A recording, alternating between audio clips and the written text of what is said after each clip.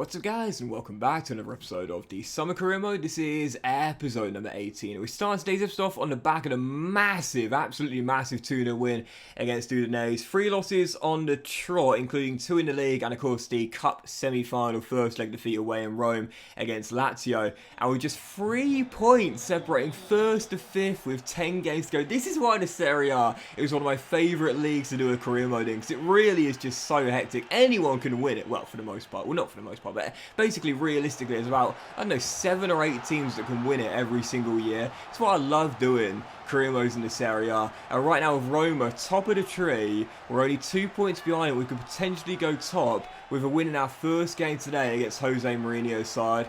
But after no goals and a few, Patrick Cutrone opens the score with 13 minutes to go as we're clinging on to a massive win that could potentially take us top of the table with 9 games to go. Roma simply could not afford to lose this game. And after Caprile made a great save, it was all hands on deck, all men behind the ball, trying to hold on to a massive 3 points. We just couldn't cling on. Benjamin Sesko drills home at the near post with one of the final attacks of the game, and Roma would rescue a leveller. So, yep, final score 1-1. Jose Mourinho loving it as Roma get themselves a crucial point in their bid to be champions of the Serie A. That was, man, that was close, man. Seriously, I was so close to picking up a big 3 points out of the semi-top. Unfortunately, just couldn't hold on. But that's really been my problem, you know, all season long. You know, we are where we are right now, which is in the top 4. And listen, if you would have said to me top 4 is where you'll finish, I would have bitten your hand off. I wanted European football.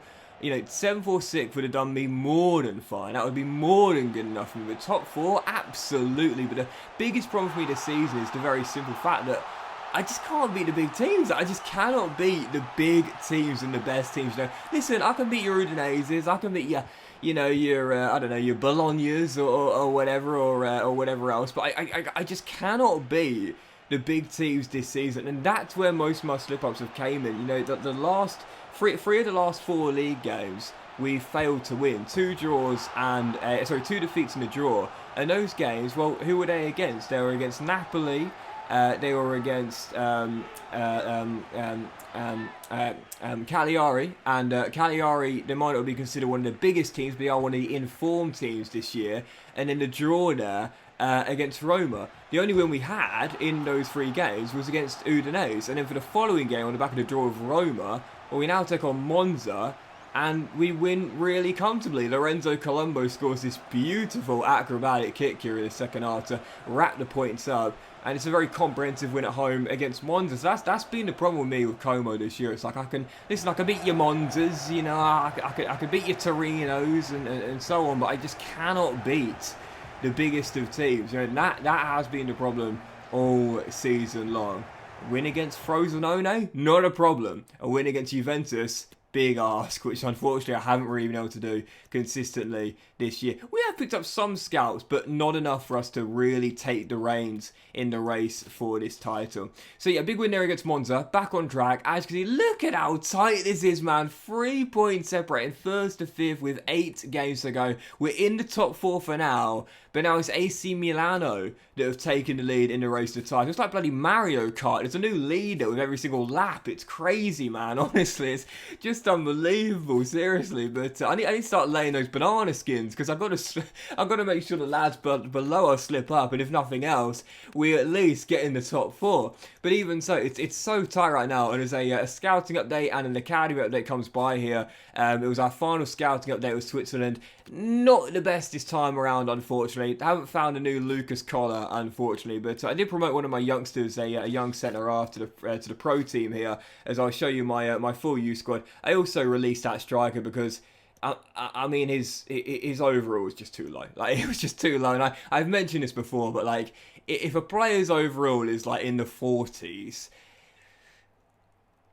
you know, if you want to spend that time nurturing that talent, by all means go for it. But you're in for a long journey, regardless of the potential. So, yeah, I mean, even if potential is good, because of the amount of talent you can pick up very regularly through youth scouting, I'd always say this: if the overall is below mid-50s, don't bother. Like, unless you're like a football league side, for example, or managing in a league of much lower quality, don't bother. If you're in the Serie A and you got a player that's like 47 overall, but somewhat decent potential, just look for other options. You'll find someone with similar potential very, very quickly, and that player's low overall will just take far too long to develop. So anyway, following game, on the back of the win against Monza, Frosinone away from home, and shock horror, we would get the win there and make it 3-4 in the Serie A. Open the scoring, and then late on in the game, Ibrahima Bamba, he's my favourite player in this team, man. Seriously, I absolutely love him. My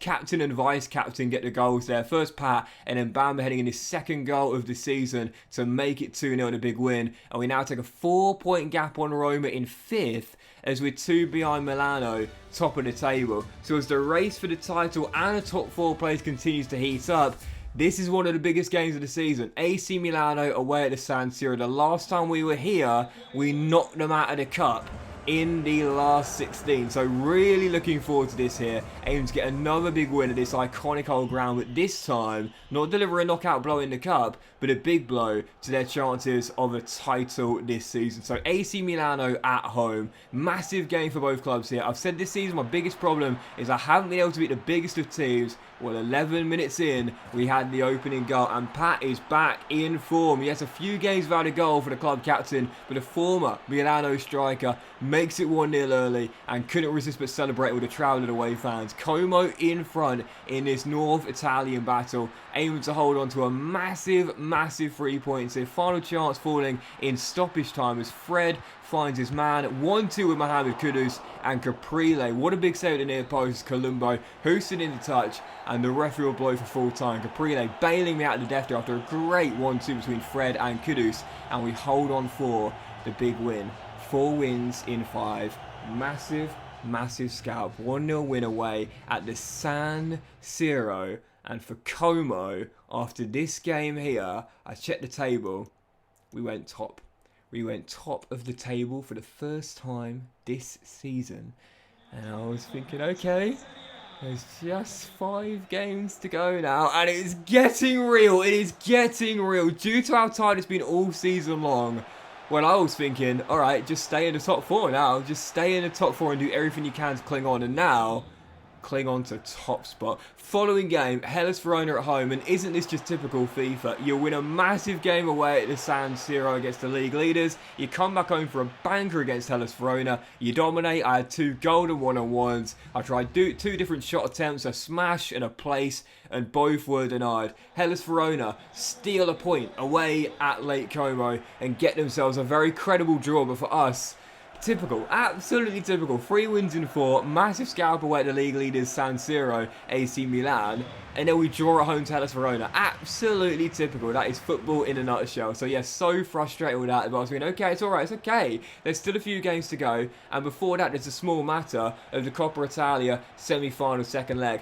Lazio coming to Como, and on the back of the 2-1 loss away in Rome, well, we could have thrown in the towel at 2-0, but Lucas Collar scored one directly from kickoff after we went 2-0 down to get ourselves back in the tie, and whilst we'd lose the game, we were still firmly in the war. So following game, Lazio aiming to bounce back here at Lake Como and overcome that 2-1 deficit and make it through to our first ever Coppa Italia final.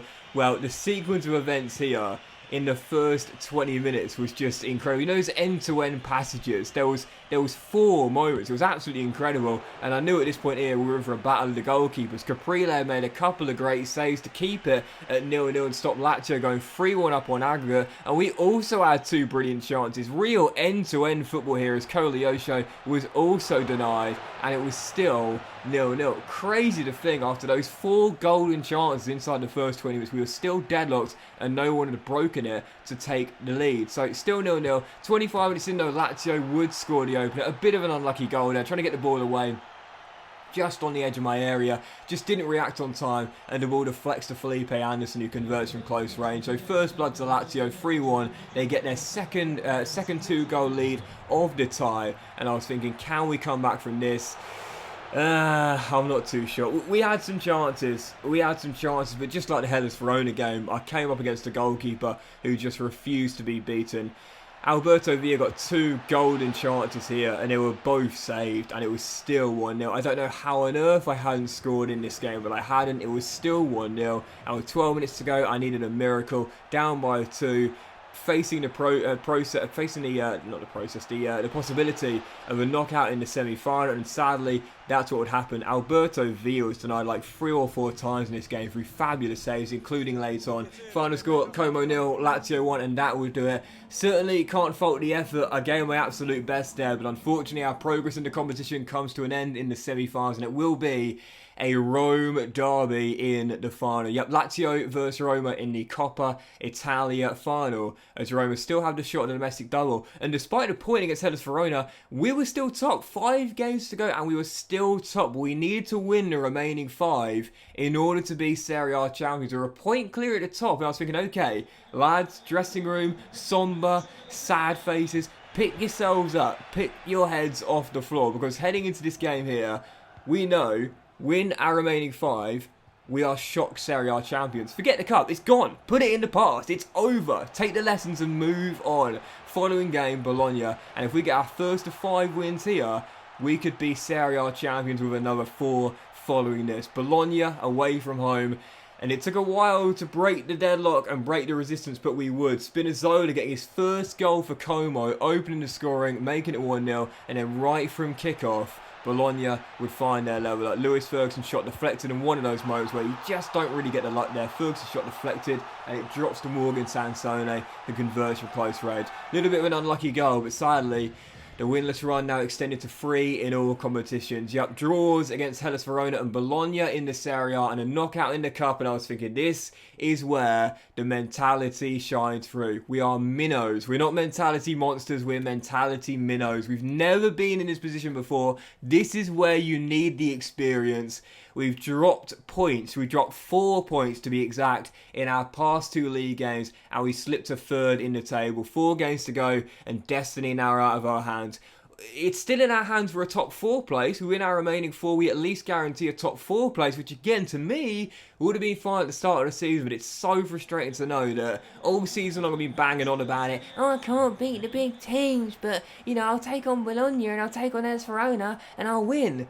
What was that, Doxy boy? Because you've just drawn back-to-back against Bologna and Hellas Verona. So, yep, no wins in 3 in all competitions. A dump out in the Cup in the semis. And now back-to-back draws in the Serie A. We simply needed to return to winning ways. Failed to beat Sampdoria away, and that would be it. We had the perfect start, opened the scoring early, and then 22 minutes in, oh, so close to one of the goals of the season. Lorenzo Colombo, that was beautiful. As the play continued here, Sampdoria only half cleared it. Spinazzola goes for goal from range, and Emil Dero makes a great save to keep it at 1-0. But as the play continued here, we win it straight back through Martinelli and Dragovic. Get the ball forward again. Cutrone plays it through to Colombo and Simone. Oh, mate, what a goal. I swear, this guy is so different to the striker I thought I was getting. I thought I was getting a target striker when I brought him in, but instead he scored a lot of goals with flair this season. None more flairia. Flairia, is that a word? None with more flair than this one. He could have just blasted in. I thought, no, I'm going to do something fancy. Ball rolls around the covering defender and then chips it over Emi into the far corner and makes the goalkeeper and defender collide with the post. That was naughty. 2-0 Como. We double our lead, and in the second half I was like, right, this does not slip now. We are making sure we get these 3 points and wrap it up. Lorenzo said, I'll do it again then. Alright, fair enough. I'll make it 3 and I'll do it again. Ball roll, chip, far corner. Absolutely beautiful from my number 9. Yeah, I thought I was getting this target man type of striker to hold the balls up and play Cutrone through. Well, I didn't realise that this guy likes to do things with flair. Yep, 3-0 at Como. That would do it. Sampdoria looking for a consolation goal late on, and he couldn't get that either. Caprile gets his first clean sheet in a few games. It was a great save there to keep it 3-0, and that was how the game will finish. Final score, Sampdoria 0, Como 3, and that means with 3 games to go, we will see the league table.